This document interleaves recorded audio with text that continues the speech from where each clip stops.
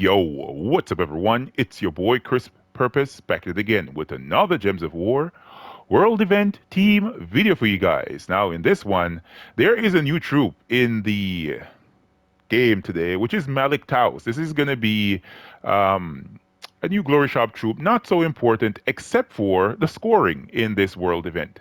Now, Melek Tauss is a Daemon Naga with a 13 mana cost. Slithering Doom is the spell. He's going to be dealing scatter damage, boosted by allied and enemy Daemon and Nagas, right? This is not the troop, though, that we're going to be using. We're going to be using a different team setup here for our world event. Before we go into the world event, though, we want to make mention of this scoring. So the scoring for this world event is kind of weird. Melek Tauss is the highest battle you're going to be facing here. Battles against Melek Tauss, you really want to pick that one for your main battles. He's going to be dropping about 16 totems, right? That's going to be the main focus here, getting those totems for yourself in this world event. Followed by Mambasira in the second place, dropping 12 totems. Moloch and Viper are dropping 10 totems each. Marilith is dropping 8 totems, and Hellspawn is dropping only 4 totems. So you really want to avoid those Hellspawn battles. Go for those Melek Tauss, those Mambasira, those Moloch and Viper battles, and of course Marilith after that. Melek Tauss, though, is the main battles that you're going to be facing that will be dropping an average of about 1.18 times the base amount. So the more you fight Melek Tauss, the more you're going to be gaining more and more totems. All right, so that's enough for the scoring. Let's take a look at the team that we're going to be using for this Wellspring of Evil world event. Up front, we're going to be having the Wand of Stars, baby. It's super easy. It's a Mystic restriction for this world event, and you have weapons like the Wand of Stars. Why the hell not use it, right? This is going to be in the first slot.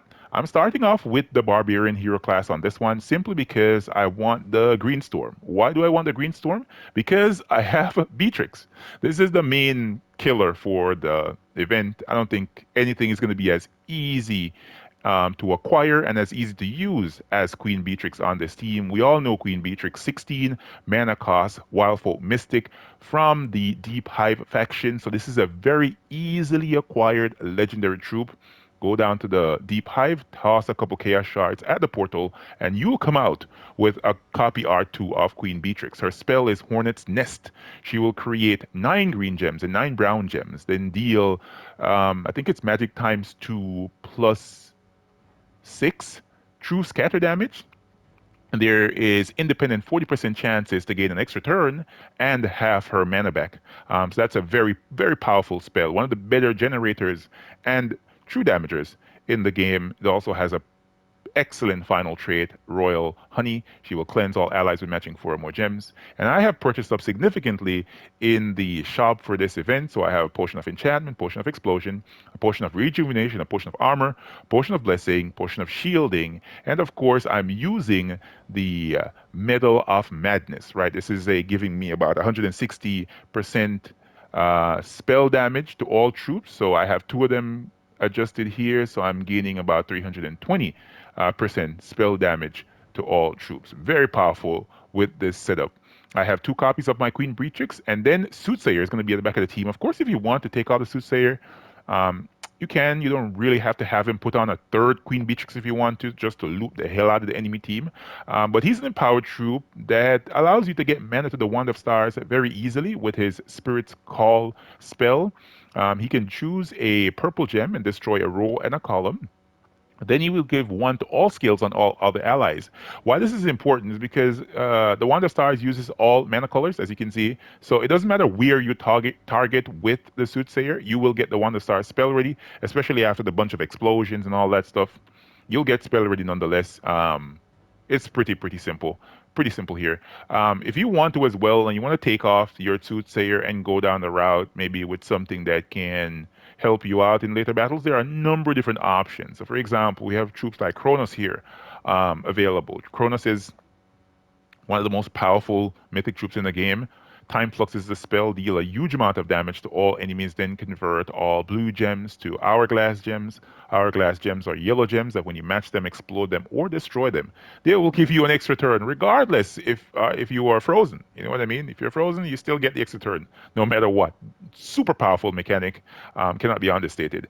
And Essence of Time is the final trait, enchanting all allies when you gain an extra turn. So you cast a spell, gain an extra turn, enchant everyone. Really, really broken stuff. Really, really broken stuff. And there are a lot of other um, mystic troops you can use. Luna is another underworld troop that you can use, but this is going to fall off much quicker than Queen Beatrix. But she's a pretty powerful troop that you can use from the Warrens, right? It's a very good faction. In fact, one of the many factions in the game that you can actually farm. Queen Beatrix is right there.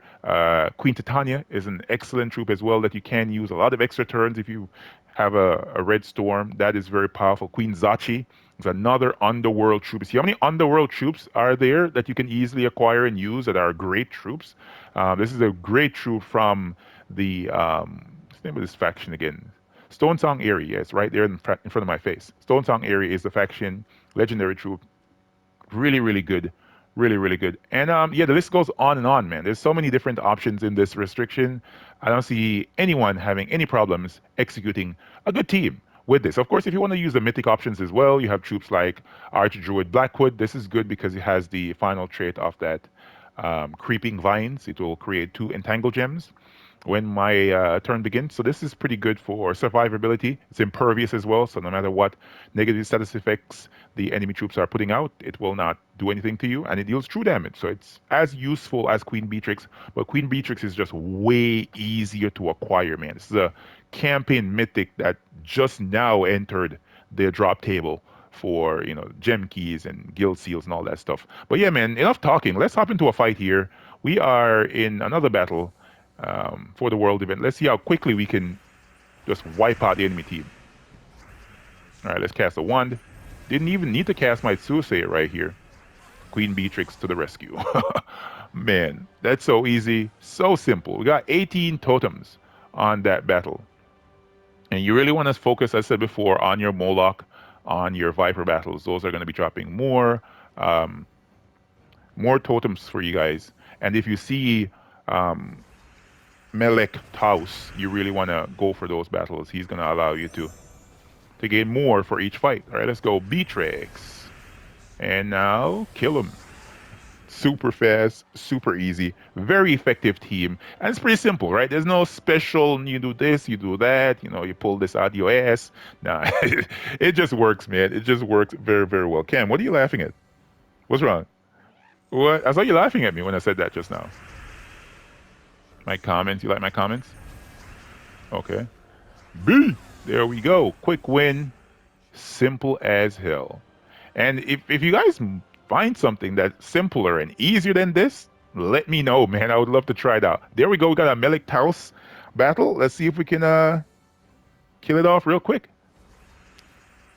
I think I really like this world event simply because there aren't a lot of bad storms. I'm not seeing any skull storms and stuff like that. So as we progress through the events going into the harder battles, I think things should be easy. Shouldn't have any problems here in this world event.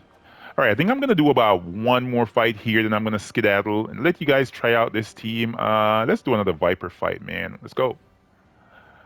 Viper could be a little bit problematic as the battles go on. She charms enemies, so charm can be problematic when you have a lot of stats like me. You know what I mean? Have a lot of attacks, so get charmed, could deal some damage, but I don't see any big problems in this event. Got 23 totems from that fight, and we got a Valkyrie. That is pretty good. We got another Melek Tauss fight. I think I might do this one. Let's do it again. Let's try out one more.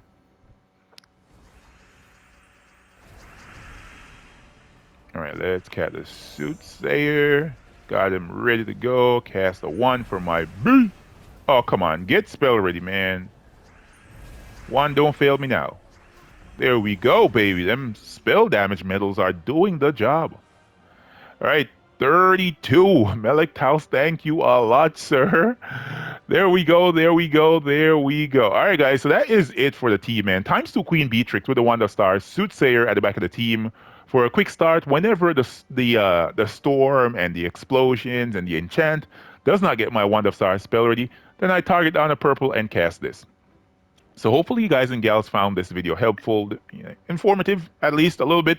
Hopefully I was clear when it comes on to the scoring for the event. Just want to go back over it again. Melek Tauss is at the top for your best battles, dropping 16 totems. Then your Mambasira, then your Viper or Moloch, either one you want to pick out. Then Marilith, and at last place you have your Hellspawn, dropping the least amount of totems.